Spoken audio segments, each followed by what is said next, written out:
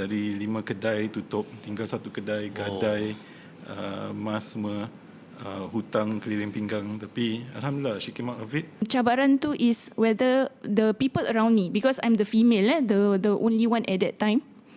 So all of the male counterparts semua cakap, you cannot survive for the next 1 year lah. I also grew up from a time, much of my youth, bila my family business, my parents went on bankruptcy. You know, on days where blackouts, we have to curi air sana sini.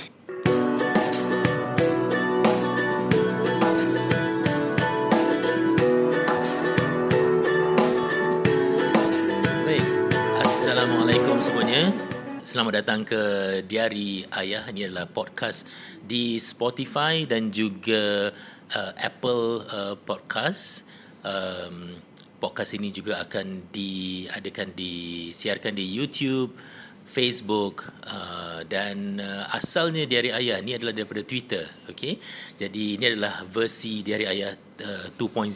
Kerana apa, dulu saya buat Diari Ayah ni kat dalam bilik saya aja, seorang-seorang berbual seorang-seorang. Kemudian saya rekod sendiri-sendiri, tapi sekarang kita masuk studio lah. Dan kerana apa, kita nak jemput ramai orang dalam Diari Ayah ni. Dan selalunya Diari Ayah ni saya adakan kerana saya nak memotivasikan anak-anak muda di luar sana atau sesiapa saja yang rasa yang ini penting untuk mereka. Tapi kali ini saya mengundang 3 orang usahawan yang masing-masing ada perjalanan perniagaan mereka sendiri, dan mereka juga telah sama-sama di bawah naungan penerbit daripada WGL, mereka menulis buku yang dinamakan School of Hard Knocks. Jadi saya ingin perkenalkan satu persatulah. Kita start pasal sunnah, kita bermula dengan orang wanita. Jadi silakan Wardah, mungkin dapat berikan pengenalan sedikit tentang diri anda. Okay, nama saya adalah Wardah binti Muhammad Sharif. Saya adalah pengarah urusan di syarikat A-Team Pest Control. Okay. Dan kira macam Terminator saya dikenali banyak dengan kawan-kawan saya sebagai female Terminator. Female Terminator di Singapura saya. Okey, seram juga saya dengar kerja tu. Okey, dan sebelah Wardah, silakan. Nama saya Surya Kencana Umar. Baik. Ya, saya pengarah By Definition Private Limited dan juga pengasas LFP Landscapes yang dikendalikan oleh SWKD Consulting LLP. Okey. Dari segi layman, apa yang tugas anda sebenarnya? Saya kalau di By Definition, saya menjaga I develop programs that about kebudayaan dan warisan. Okey. Jadi untuk LFP Landscape, saya fokus kepada study skills development. Di mana kita mengajar pelajar bagaimana untuk belajar dengan sendiri. Okey, baik, saya nak tanya nanti, ada banyak soalan untuk anda. Silakan Rijal. Okey. Nama saya Rijal Nur dan saya pengasas WGL. Kami buat training dan juga printing, publishing. So School of Hard Knocks tu merupakan buku ke-7 daripada WGL. Okey. Baik. Kita terangkanlah apa School of Hard Knocks tu. Okay. Tapi dalam setiap, kerana anda semua peniaga kan, dalam setiap perjalanan peniaga tu, dia ada satu masa macam you rasa macam boleh ke aku buat ni, atau macam satu masa tu macam you tak sure tak? Bagi diri you macam mana? Pernah tak you melalui benda tu? Untuk saya banyak kali. Bukan sekali Bukan sekali. Ceritakan contoh dia macam mana dan apa yang you buat untuk mengatasi perasaan tu. Mungkin saya terangkan sikit tentang LFP Landscape, di mana saya kendalikan pusat education centers untuk study skills. Ia bermula dengan projek masyarakat lah. Saya kendalikan free tuition on the weekend. Pada tahun 2015 baru saya mulakan sebagai bisnes. Okey. Tapi setelah 2 tahun itu, tahun 2017, saya bertanya, is this something worth doing? So and even now with the current situation, bertanya juga, is this something worth doing? Pasal one of the things that I think every business person, setiap peniaga menghadapi is the overheads, the cost. Oh, okay. The cost. So Macam mana you manage tu? for me, I diversify. So do things macam workshops. I don't focus on just the enrollment. Yeah, I also now it's a growing stage. So it's a part where breaking even is still a struggle lah. Okay. Yang lain macam mana, Rijal? I think kita semua go through it. They ada nama for it. They call it the imposter syndrome. Imposter syndrome. So kita rasa macam like kita ni layak ke to be doing what we are doing. We just have to push through that. So for me, I mula business pada tahun 2007, dah 13 tahun. Melalui banyak challenges. But I learn a lot from my own mum, who she started 25 years ago. Yeah, your mum amazing. I dengar cerita dia ni. Mungkin you ceritakan sikit untuk our penonton dan pendengar about your mum ni. Okay. So my mum, she was a housewife for many years until when I was in O levels, tengah secondary school. Dia mulakan satu gerai kecil. Okay. Untuk to get extra income for the family. So she struggled a lot. So at that age, umur tu, I nampak cara dia struggle macam mana semua. When you say struggle tu, macam mana, boleh berikan contoh tak? Because bila business tu baru mula, tak banyak pelanggan, sales pun masih sikit lah. Jadi she struggle with resistance daripada ahli keluarga yang kata you suri rumah. Ini macam drama ni. Yeah, so like what makes you think you boleh buat business? Okay. Because tak ada support Tak ada support because in our family pun tak ada orang lain yang buat business pun. We are so used to sekolah, belajar, lepas tu cari kerja kan. Dia first business entrepreneur in your family gitu? Yes, yeah. Oh, okay. In our family, she's the first person to start the business. Tapi sekarang alhamdulillah banyak juga ahli keluarga yang buat business. So I've learned a lot from watching her. Even when we had SARS in 2003, and how badly it hit her. So I take those lessons. I still remember them until today. There's always light at the end of the tunnel. No matter how bad it was that time during SARS, dari 5 kedai tutup, tinggal 1 kedai, gadai, mas semua, hutang keliling pinggang. Tapi alhamdulillah she came out of it. Just for the viewers, my mom is the founder of Saffron's di Tampines. Digemari ramai lah. Itu yang saya nampak your posting I tertarik dengan you. Is that you? You cakap pasal SARS, tapi sekarang kita dalam keadaan COVID. Bagaimana dengan you, Wardah? Apa yang selalu struggle yang you melalui bila you buat business ni? Okay, when I first started perniagaan ni pada tahun 2016, I was also forced into it. Pasal keadaan pada masa tu, saya dah tak boleh melangkah lagi, so I duduk kat rumah, I fikir. Habis tu jam anak-anak I semua dah besar. Eldest was 20 at that time, so I have 3 kids. So they sit down and then sebenarnya anak-anak yang kasih motivasi. Dia kasih I sokongan pasal dorang dah nampak how I struggle when I was working in my previous company. Jadi dorang yang kasih sokongan yang pertama. Dorang cakap, "Mami, no, you can do it." So I sit down and actually talk to them. Tapi memanglah perit, because at that time you nak buka satu perniagaan macam ini, investment memang banyak. So that was the belief system, is actually whether you can do it or not. Tapi kerana I pegang anak-anak ni ada kasih sokongan daripada keluarga, so I macam ibarat terjun. Terjun, and at that time memang cabaran tu is whether the people around me, because I'm the female, the only one at that time. So all of the male counterpart semua cakap, you cannot survive for the next 1 year lah. So I, itu kind of like bakar semangat I nak make sure that I do whatever I can sejujurnya, ikhlas, and I banyak doa, and we do the do. And Alhamdulillah, I mean, so now many of them after, this is my 4th year already, Alhamdulillah. So they start to, yang dulu yang semua bilas tu kan, semua dah start to tukar.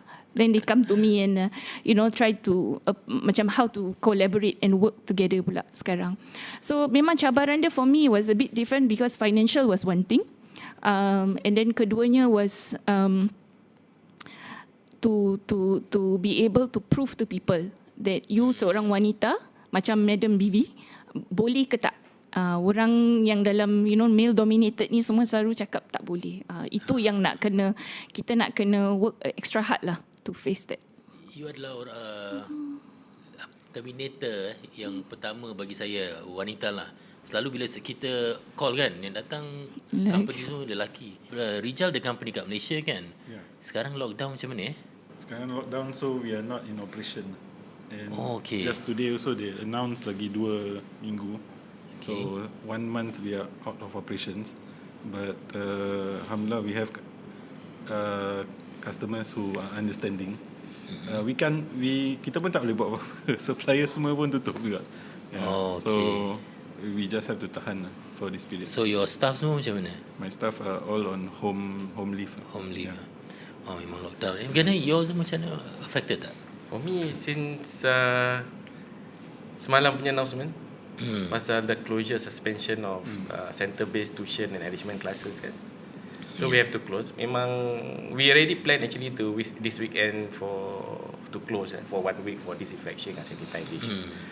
So bila dapat berita semalam tentang the suspension kan, tak termanjat sangat lah. We are quite prepared for it. You dah ready? Yeah, ready. We are going into virtual classroom, online mentoring, and it's not something, bukan sesuatu yang baru untuk kita. Saya pernah lakukan juga, mengajar budak melalui platform Zoom atau video conferencing. So, tapi apa yang terjejas ialah my expansion plans. Ya, pasal mulai tahun lalu ada minat tentang study skills development di Phnom Penh, Cambodia, di KL. Kebetulan I just finished the workshop on 12-13 March in Bandung. So bila on the 15th March tu, bila sedang relax kat hotel, suddenly dengar, if you don't come back by 16 March, kena kalang kabut. Kalang kabut. But unfortunately, memang I plan to come back on the 16th. So it stalls that expansion plan sebab ada minat di Indonesia. So kita bermulakan dengan trial di Bandung as one of the schools kat sana kan. 3 location dah kena stall because of the travel restrictions. Talking about expansion plan tu apa sebenarnya? Apa your plan tu sebenarnya? Sebenarnya since last year, people from overseas have noticed the study skills development that I'm doing. Jadi kita last year October, we managed to senaraikan 22 essential study skills lah. Study skills that students can use to be independent, can save a lot of time studying. So macam early last year, through Iman Catalyst Community kan, they wanted the program to be Phnom Penh, Cambodia. So that was moving. Then now KIV sekejap. Then my friends kat KL interested. So we did one preview kat sana, and then we run a workshop in February, and then supposed to share it 21st, 22nd ni lah, run another workshop. Luckily I didn't push much for it, so there were only 2 sign up kan, but then easier to cancel lah.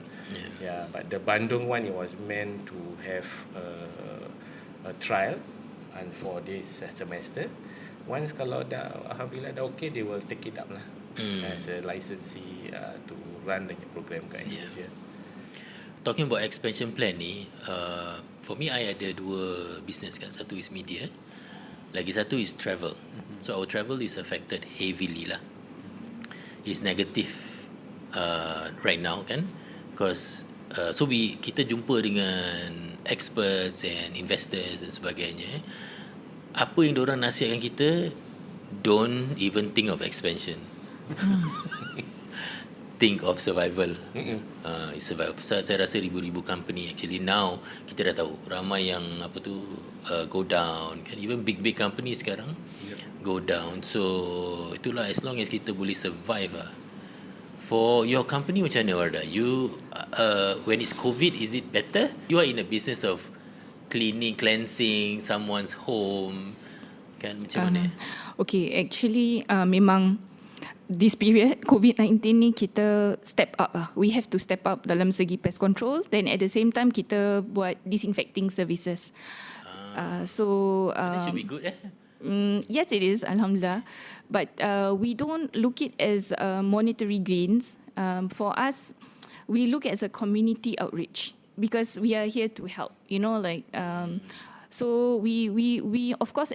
The reason how we stepped up was kerana some of them are our clients who, you know, are forced because of certain protocols or certain MOH guidelines that they have to do. So we offered that services. And so now it's like a norm already for us to do. But at the same time also we cannot compromise because of safety. So we also have to follow and work together with MOH, NEA. So there's a different task force that we have to work together with lah. Yeah. You ada dengar pasal your own friends, yang apa tu kawan-kawan, your business friend yang betul-betul now is the time diorang susah sangat. I hear a lot from freelancers lah. Pasal the company by definition kan, bila for past few weeks banyak cancellation from schools, right? Cutting down from schools, school program, banyak cancellation. I had, for example, we're supposed to do 2 workshops pasal kenalkan ulaman, dan lepas tu dia ikut follow dengan macam mana buat lulur kunyit asam. So the first one go ahead, second one suddenly there was the measures, kita kena block. So for freelancers a bit difficult lah, because suddenly it's a sudden thing that they suddenly lost income, you know? And freelancers they work by hourly. So kalau tak ada project, is tak ada. And we operate banyak with freelancers. Yeah. So alhamdulillah, even now what sustain us is the NHB project kita ada, yang kita kenalkan jamu dengan jawi writing dekat Wisma Geylang Serai and also at Tampines hub. But now with the restriction to 10, another worry lah. Betul. Previously quite okay.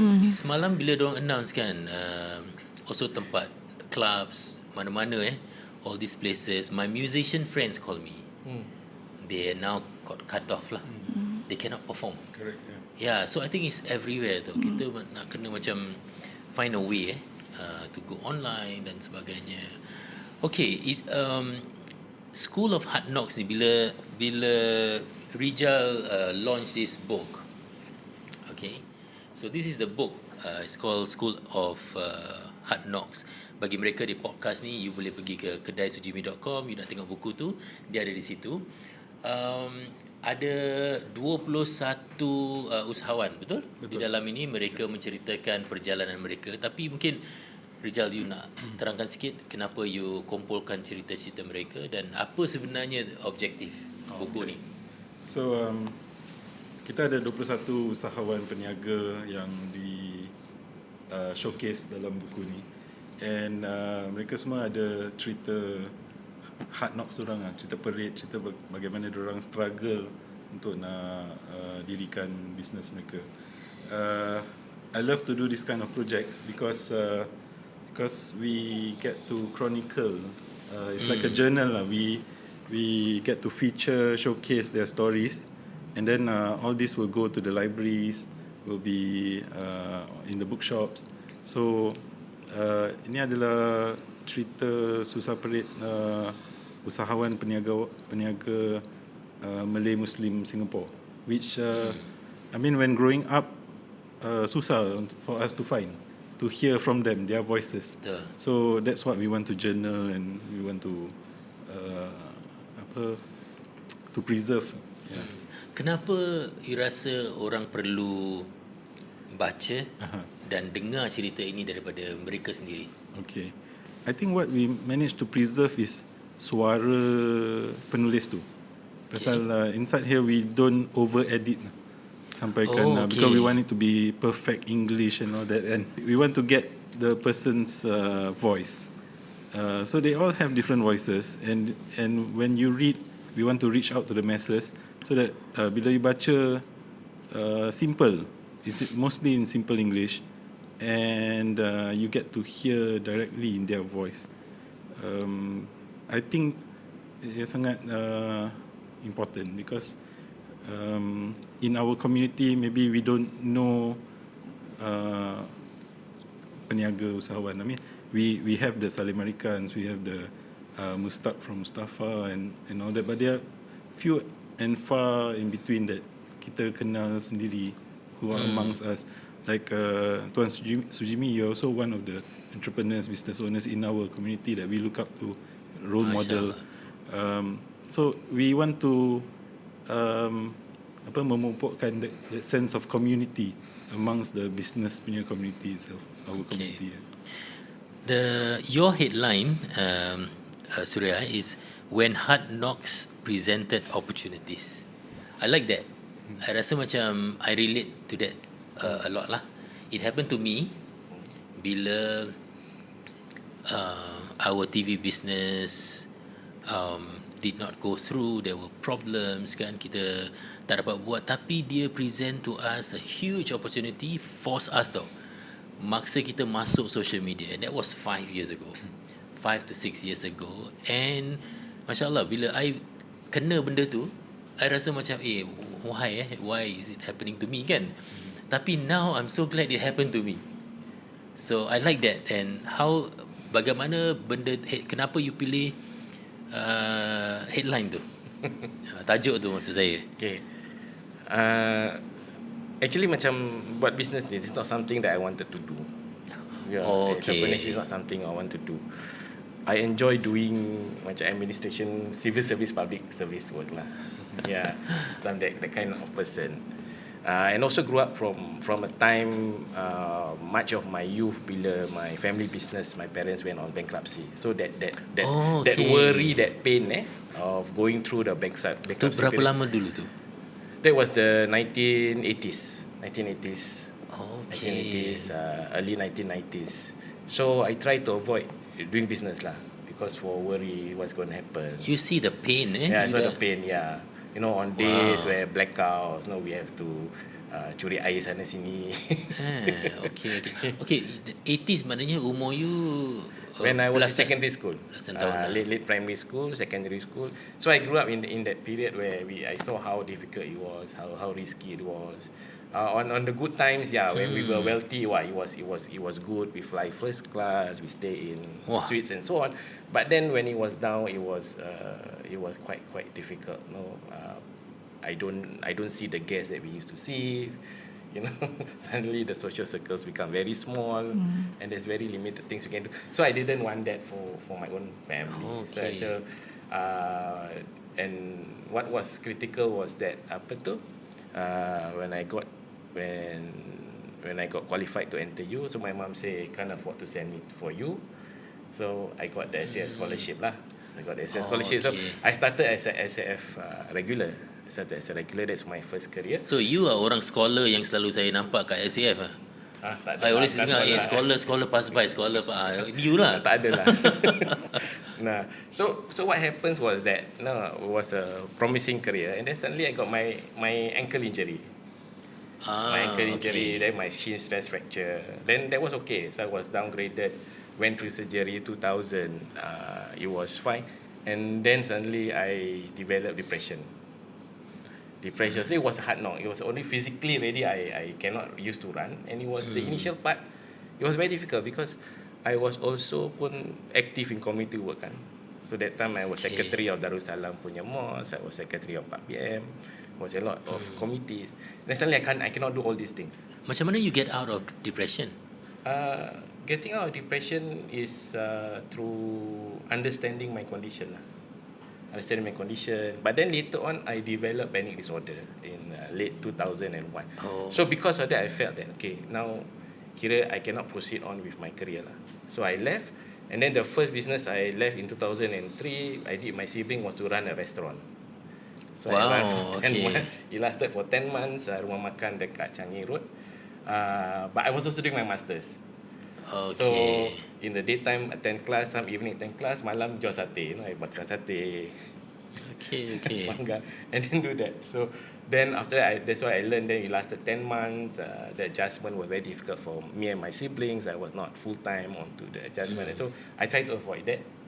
And then I go into Education, I thought it would be a stable one, right? Teach as a lecturer at Republic Polytechnic in 2007, and then sometime in 2008 I got a relapse. Then I become part-time, and then I got another break when I took my grad dip in social work, and then was offered to work MCYS. So I thought, this is another big chance for me lah, full-time job, stable until I retire. Then in 2011 January I got another major relapse. Okay, orang mungkin tak faham bila you cakap relapse ni, the degree of difficulty you are going through tu, mungkin you boleh terangkan sikit. Okay, kalau bila I have major relapse, I nak keluar bilik pun tak boleh. Okay. Yeah, it's very painful. The psychosomatic responses of the, you have your cramps at your ankle. Feel it in every parts of your body. Oh wow. Even at the gut, at the back. Yeah, sometimes I nak berdiri pun very difficult. Then the heart rate spiking. Even you hear my heartbeat, no? At this condition now. Yeah, I actually heard it. Yeah. I could go up to 125 beats per minute or 100 and so on. So when I had that, and then I got the relapse in 2011, then I said, that's it lah, my full-time chance to work in full-time. I say, have I tried the card, going to education sector, then after I go into public service again, and now tak boleh. So that's where you macam cannot function gitu. I cannot function. Then that's where I send out resumes. Then so two friends I met during volunteer punya network, Abdillah dengan Iman. Then they were starting by Deficient Private Limited. So they invited me lah to be a co-founder. That's where I decided in 2011 fully that I can forget about full-time job already. Okay. Yeah, I had a few relapses. Then I decided. So when I joined them, so I said, okay, what can I bring to the table? Okay. So that was, it was hard knock. It was like physical. So physically, I really cannot run. I used to like to run a lot. And then I got a mental illness, right? So that's why it was. But then it presented opportunities lah for me to try many things. Wah, your hard knocks ni macam from everywhere. Macam, okay, I want to go to the first one. When you nampak your parents when bankrupt, how did they go through it? Apa yang diorang buat untuk atasi benda tu? I think that's one thing saya belajar daripada my mother, who went through that thing, and my stepfather and my siblings. We do whatever we can. So that time masa the main business was down, my older brother run sewa khidmat majlis. Okay. Pinggang mangkuk. Jadi that time my tugas is cuci pinggang mangkuk lah. So bila my brother semua dah balik, they activate me, I cuci pinggang mangkuk. So every time I have to wait until orang balik malam, baru I start to clean. The other thing, kalau masak, I yang tukang cabut bulu ayam. Okay, so, tu not easy tu. So we do everything. My mother go back to tukang urut, go back to jual sate. She do a lot of craft work. Then my father go back into small bits of brokerage here and there. So we like going on a monthly basis of apa yang ada lah. Yeah, so that's where I felt that okay, macam business ni, while we enjoy the part yang banyak duit when we down, this is something that is down. And orang tak nampak.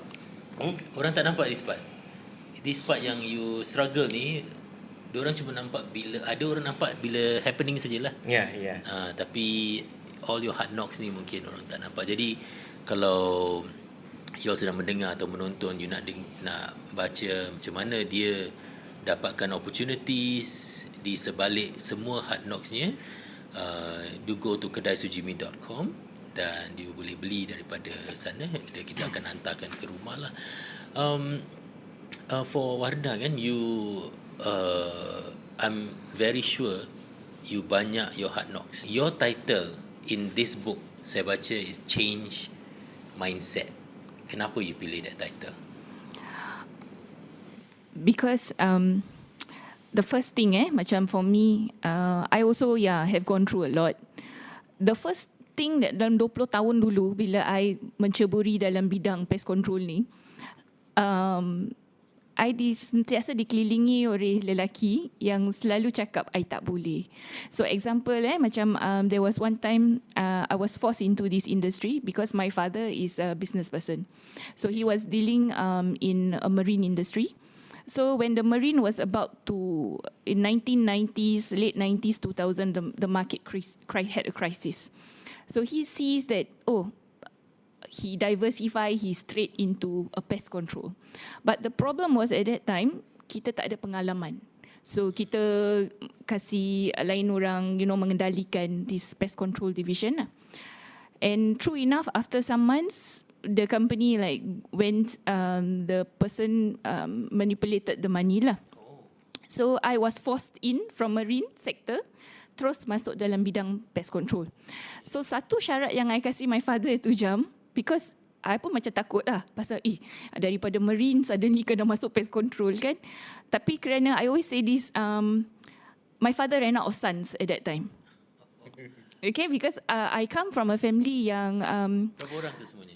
Okay, at that time I had 4. So I was the only woman, perempuan lah, and the rest at that time semua I think adik I was very young. So the working person, my father ran out lah of men. So I was there. So my father said, okay lah. So kerana I told my father the syarat was that, okay, kalau I nak mengendalikan ini pest control, I terpaksa belajar everything about the pest industry. So I need to be licensed so that I can lead the way. Because in our industry, kita punya pekerja banyak lelaki. Kalau you seorang wanita and you tak tahu apa-apa, it's very difficult for them to respect you. So macam mana your leadership start? At that time, the first thing I did, I go and get myself certified. I pergi kelas, I pergi kursus, I pergi belajar. That's why so at that one time, when I went in, that was like about 20 years ago. So I was the wanita pakai hijab. It's not easy lah. So the class of 39, semua tengok I, semua tanya I satu question. Office you salah masukkan kursus ke? Because in our course, when we start to certify, kita kena belajar, all the field work. Maknanya to certify yourself, you kena angkat fogger, you kena buat chemical. So it's not a womanly thing lah. So I took it as that was my challenge. Of course, memang mula-mula kena paksa. Tapi after it grows on you, then I find that, okay, I ni ada degil sikit lah. Kalau orang cakap tak boleh buat, makin nak buat. Makin nak buat. So that was the azam that I told myself that, look, I need to tell them that, okay, this is this kind of industry, kalau lelaki boleh buat, perempuan boleh buat. That was 20 years ago. So that's why I carried on, and very soon after that, my father's company got acquired. Okay, my father's company, to be honest, in the marine went bust. So he also went bankrupt. So I have seen it. So so I've seen that phase as well.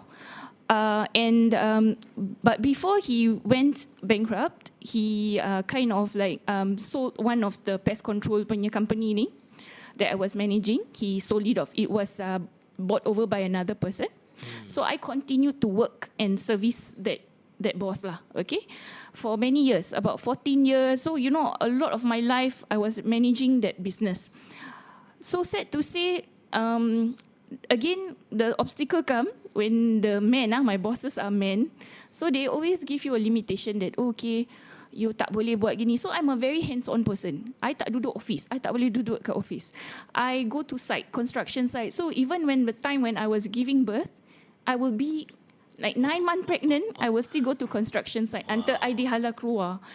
So that is how my journey was. Because the changing mindset to me is that when I started the business, kerana people all cakap that, perempuan tak boleh buat apa-apa lah, kau tak boleh maju, So I had enough of that. So I told myself, memang sedikit sebanyak I felt influenced by whatever people said.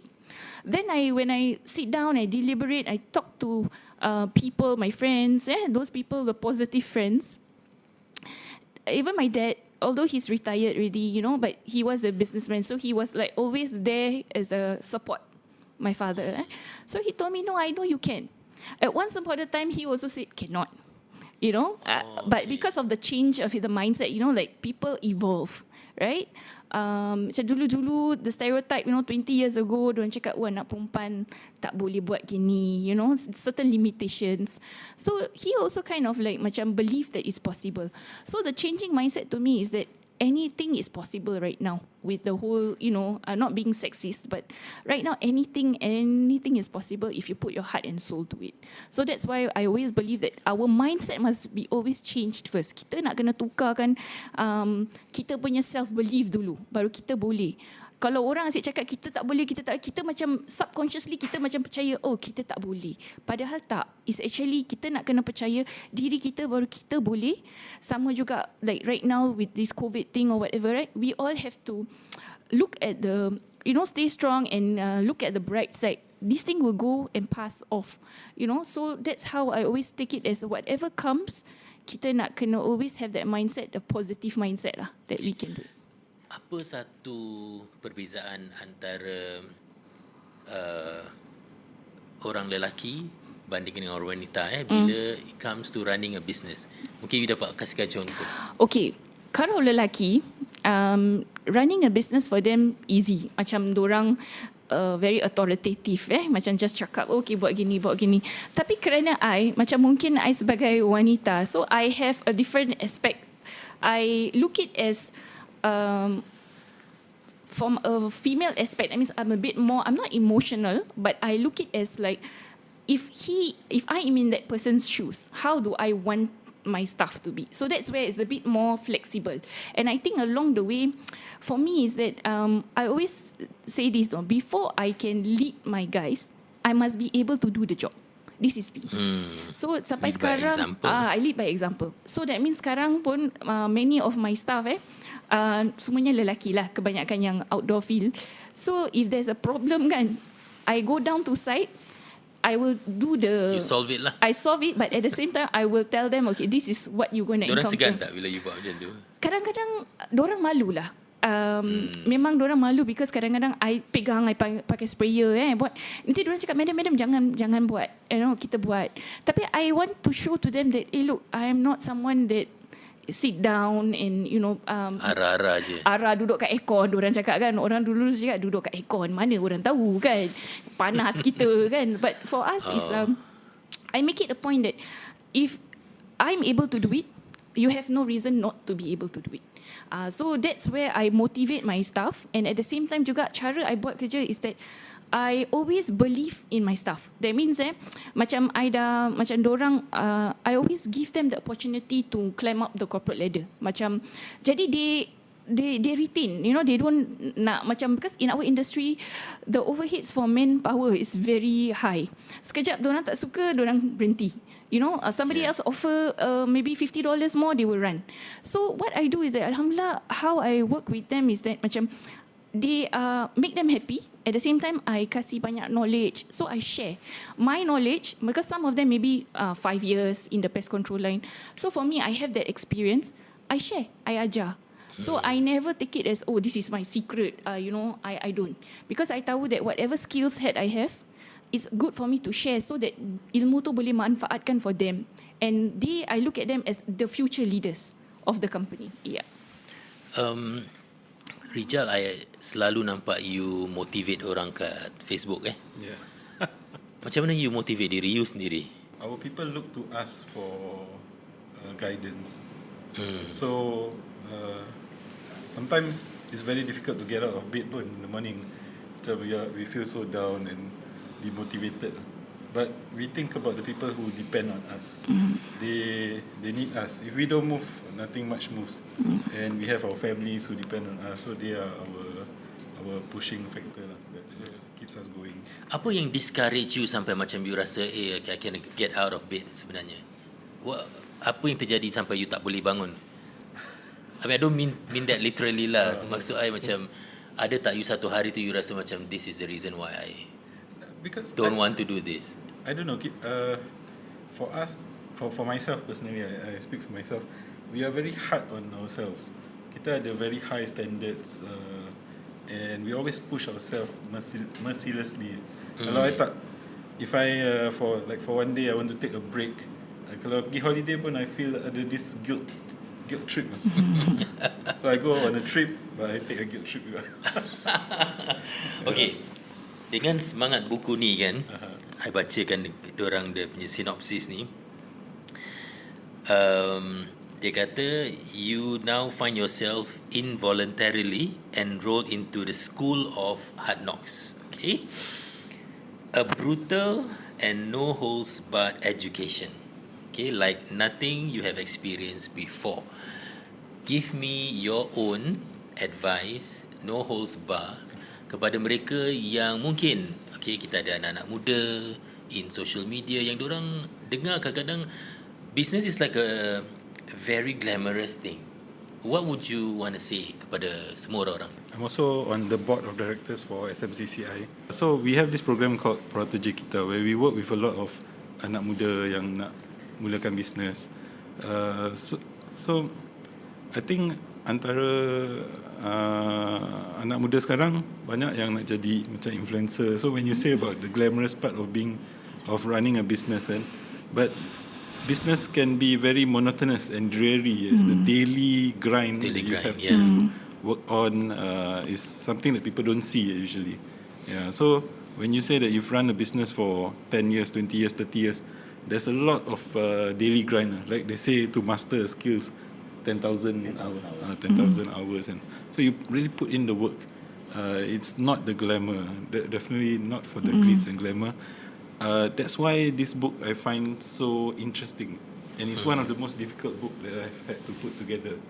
When I read the stories that come from our authors like Surya, from like Wardah, Ezreal, Shad, many of our authors, it's very heartbreaking and personal sharing, which banyak orang bila dorang share cerita usahawan dorang, it's all pretty beautiful. And we are not selling you come and join us, become a business owner. That's why our tagline is entrepreneurship isn't a bit of roses. It's not a bit of roses. Yeah, you Definitely have to accept the thorns. How about you, Surya? For me, I think the advice kalau nak go business is something I learned hard is the cash flow lah. You must really project in 6 months, in 1 year. Take care of the cost. Don't jump into buying things that you don't need for the business just to appear, you're good and so on. So just what is needed. Work with others. I think what has kept me going was to focus on the quality and delivery of the work that I do. Such that just focus. Whatever people do, don't get distracted. Jangan nak tengok orang buat pun kita nak buat. We see what we have. Focus on your own journey. I think for the young person sekarang pun banyak people say you pursue your passion, but sometimes passion doesn't pay. Passion doesn't pay. So you want to do business, you need to earn the income. So you need to give something that people want. You need to give something that people want. So you find what your skills and knowledge yang you ada, you boleh satukan dengan the business idea. Then you push for it. Because what is important, I think, for any business is the first few sales, and then how you grow your sales from there. Otherwise, it's a program. Otherwise, it's just activity that you do.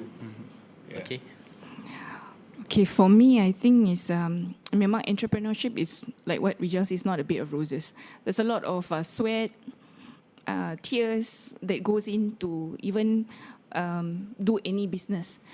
So firstly, sebelum nak buat apa-apa business, you must always do your projection, have a proper finance, you must do all your market survey first. Don't just jump, because on my industry, I have seen a lot of newbies who jump into entrepreneurship, and 6 months, 7 months down the road, they just tell me that, oh no, I'm done. So that's why I'm just saying that have the experience, have build networks. These are things which you cannot just jump into something right now. You really need to study, and because it's not a glamorous thing. I know times when for me also, the first 3 years was really a lot of tears to build up the business. Apa yang you nangiskan tu? Oh, itu memang betul memang roller coaster. Because I'm baru kira start up lah. This year dah masuk 4th year. So the first 3 years sampai I terpaksa cakap dengan anak-anak I, at that time, give me 3 years. So I sacrifice a lot of my time, my children's time, as a mother also. Jadi all these things tak boleh beli dengan duit. So now Alhamdulillah, so with that sokongan, then you start to see, because first 3 years is very crucial for a business. So it's either you make it or you don't make it. So these are things that I always advise, even my children who is trying to go into business. I would advise them, if they want to set up a business, I can guide them, but I don't expect them to take over my business. Because I want them to feel it. Why I don't want them to be served, like the company on the table for them, because it's a bit different from you taking over rather than you building it up. So it's like built from scratch. So only a person that has gone through it will be able to understand the value of the business.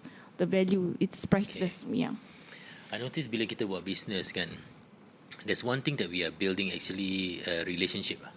Relationship. And I notice dalam my own journey, it's so important siapa yang boleh tolong kita bila we are down or when we have a problem. I remembered when I had to do a reshoot dekat KL. I interview siapa tahu? Amy Search. Okay. Lepas I interview dia, what happened?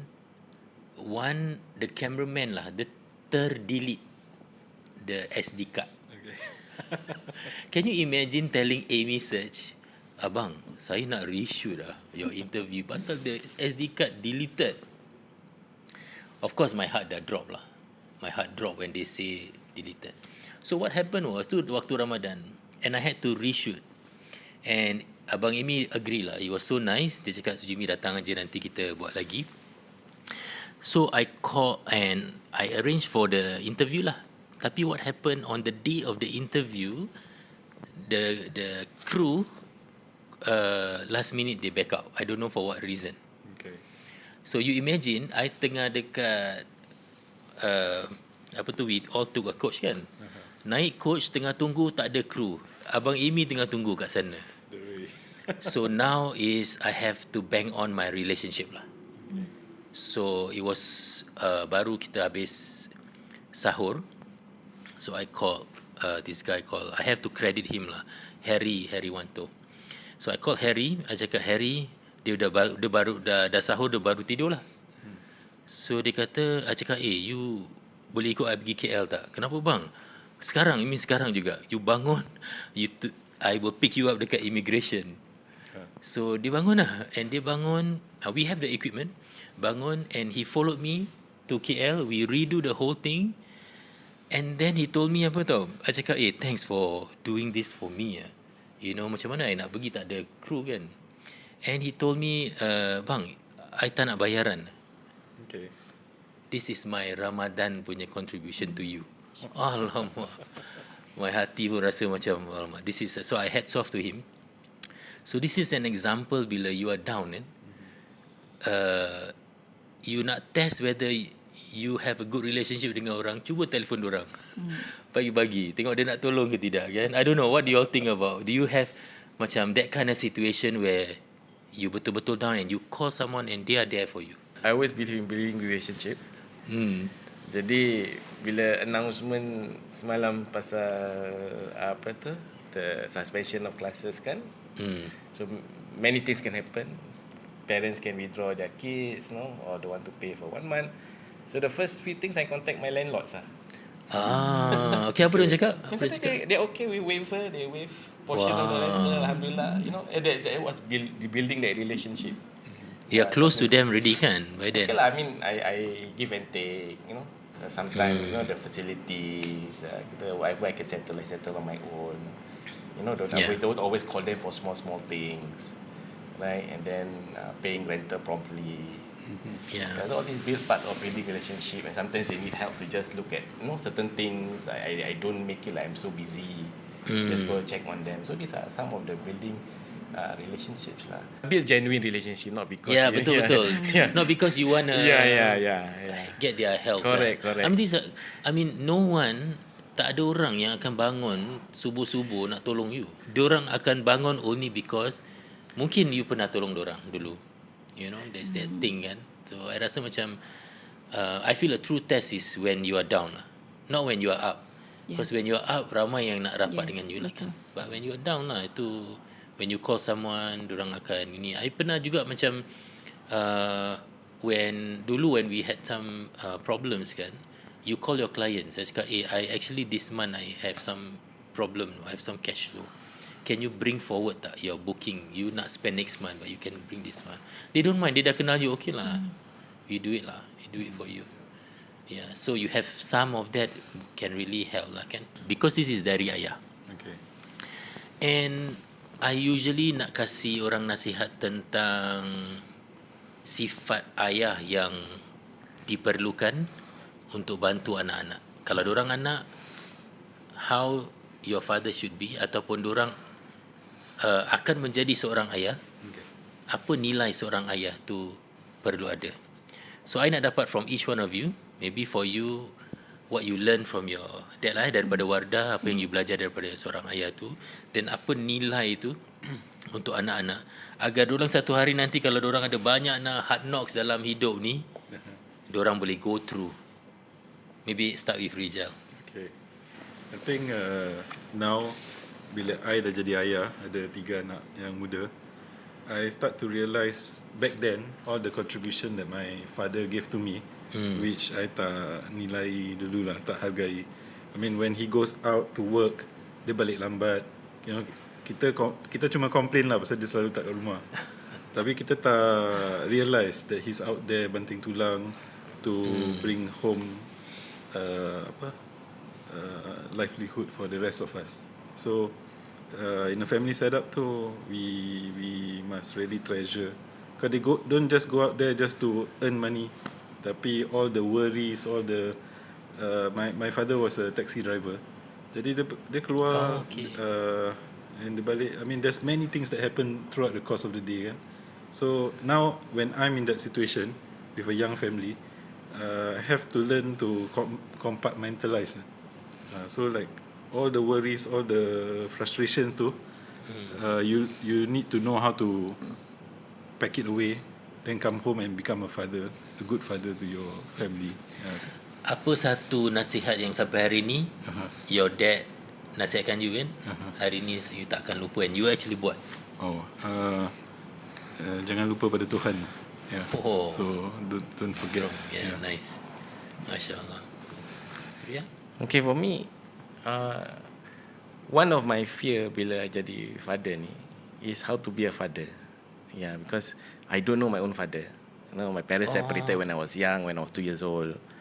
So I only met my actual father twice. I grew up with my stepfather. Then I have a godfather who was a Chinese businessman. Then he decided to kind of adopt me by, you know, giving me the financial backing, you know, my education and so on. But what I learned from the example of my godfather, my stepfather, is that to equip the kids with skills and show them examples of how to lead a livelihood. Macam my godfather is very strict. He macam very particular about the clothes I choose. When I want to wear denim teenager, nak beli bani, tak, no, you must wear like, you know, smart. Things like this, appearance is important, your shoes is important. You must think ahead, you must plan, and every time I want to increase my allowance, he asks me to convince him, persuade him. So it's not an easy thing where I can just increase. I have to explain to him, why I need more money, you know. Then for my stepfather, he does a lot of small things that, you know, macam Rijal juga initially tak appreciate, but when you look back, you realize these are small things that actually make a lot of difference. So bila I jadi father, I have 3 girls, and one thing I learned, because something that I didn't have was, you know, strong communication with my father, right? So I make sure I have good communication with them, have family meals, and I think one thing that I learned from my experience with fathers is to work towards ensuring that the child, anak kita tu boleh berdikari when we are not around. Yeah, so the concern I have is, if I'm not around, can my girls make their own decision? Can my girls know how to do certain things? And for me, because I have all girls, the thing that I'm very concerned about is how they choose the man. Yeah, that's my concern. how they choose. Seram. How they choose. So I think nasihat. I mean about the thing about how be a father. I think one thing that I've actually crafted as part of my program is how you transit from a parent to a mentor to your child. Okay. What are nilai ayah yang you alami sendiri in your family? Okay, my father has always been a figure for me dalam segi pekerjaan, and now he's always the so-called mentor that always guide me. So I think the most important value that he instilled in me dari dulu sampai sekarang, always have integrity dengan be honest, apa kita nak buat, biar jujur. And one thing he always tell me daripada dulu, never depend too much on people. Try to be independent. So I think itu yang I pegang. So sekarang that kind of values, right? I always instill that in my children as well. Because it's like it helped me along the way when we are running up and down through life, roller coaster macam-macam kita tempuhi. So that value always reminds me. You can never be too dependent on someone. So even if it means that, if I were to pass away or somebody else were to pass away, so I have to always look at the continuity plan. What goes on, whether my children, what happens. So I always instill that. So I think that is, and until today also, my father has always been a person to talk to. So the relationship between father and me, not just in terms of business, it has to be a person that actually I am more open to my dad as compared to my mom. I don't know why, but okay. I'm so my Tapi father. daughters memang gitu kan? Yeah. My daughters pun, I don't know lah, because most of them pun come to me for certain things. Yes. Tapi dengan mak dia, kalau dia nampak dia punya bayang-bayang je semua cabut naik atas mandi je. Kalau dah tak mandi lah kan. So Is is that true for you? Yeah, for me it's like that lah. Macam my father has a soft spot for girls. Jadi even today, Okay. he will like call me, although we stay separately, but he will call like regularly just to see, checking up on me, like, are you okay? And then vice versa, after I have settled talk with him, dia baru dia tanya, you want to talk to your mother? That's the kind of thing. Yeah, so the bonding is very important lah. That's something I want to learn. Pasal apa, I can see that you are go-getter.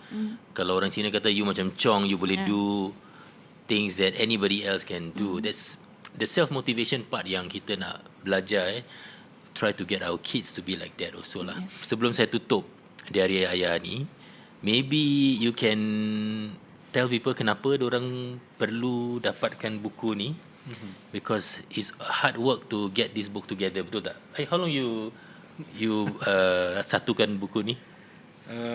Took me about, I think 5 months. Oh, 5 months. That's a lot. This book is actually a so-called a guide. Jadi if you were to dive yourself into a business, you don't make the same mistake as what some of the authors have gone through. So you learn from their mistakes, and then it becomes like a gauge, So hopefully you don't learn the same mistakes. Yeah. You can sidestep the landmines. Yes, something like that. So this is just like this book was compiled like basing on tears and like I said on blood shed to do up their personal stories. So this is something like I can say is an indication, guideline. So don't do the same mistake as what we have gone through. Yeah. Okay. I think after reading the book and from all the various authors, I think everybody have a different story. Everybody had hard knocks, so you get different examples, different scenarios how people overcome the hard knocks. So you will definitely find something that you can relate to. Whether is it building up from a previous business or going through certain things, or through illness to overcome. Some of the authors talk about illness. There is always something there. So you can read the examples, you can read the life story, and it's something that you can relate to. And because everybody goes through a difficult situation, the hard knocks, and then they overcome it. And because they overcome it, you get ideas on how to overcome your own hard knocks. Okay. Jalan? I think one of the obstacle. A lot of people, they come to me, diorang kata I don't want to be in the book because I belum berjaya lagi. And I always say it's not about you dah berjaya baru you nak share. Because quite a number of the authors also, they are still on the journey. They are still aspiring and trying to build up their business. But I told them you've already been on this track. Kan, you dah already on this track. So what is the message yang kita nak share dengan orang yang baru nak bermula? Because they might still have stars in their eyes and they're idealistic and they think it's all sweet and nice over there. So you have a lot to share. Even if you dah try to run a business dah 3 tahun, 4 tahun, and then you struggle like crazy and you've learned so much now. So what can you share with them that you can cut short their pain? Like you said, sidestep the minds. Yeah. So and also at the same time, because all the things that WGL have been doing for the past few years ni, kita buat macam hot seat sessions where there you get to see live people share kan. So we put it into a book right now. We have this community of business owners, and what I find very sad is that bila kita encounter failure or struggle, when we encounter failure, then orang bawa diri.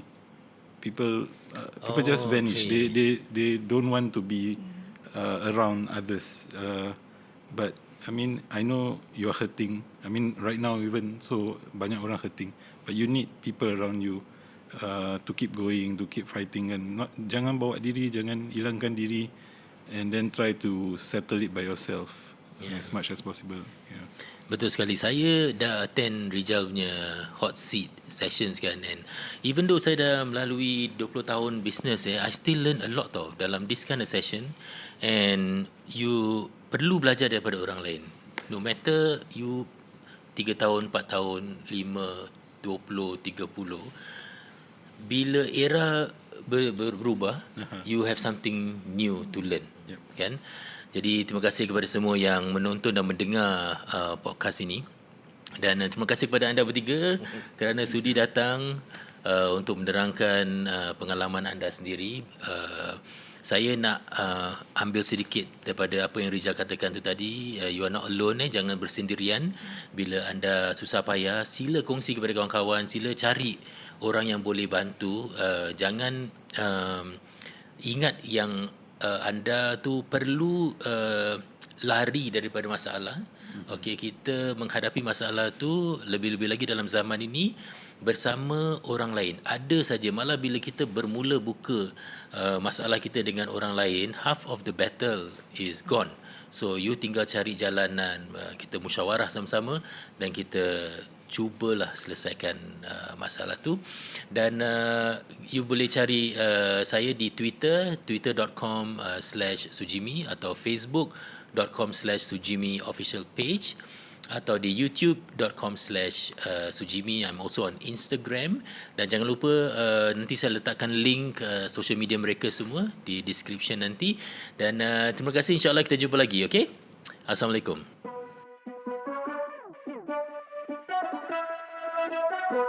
Thank you.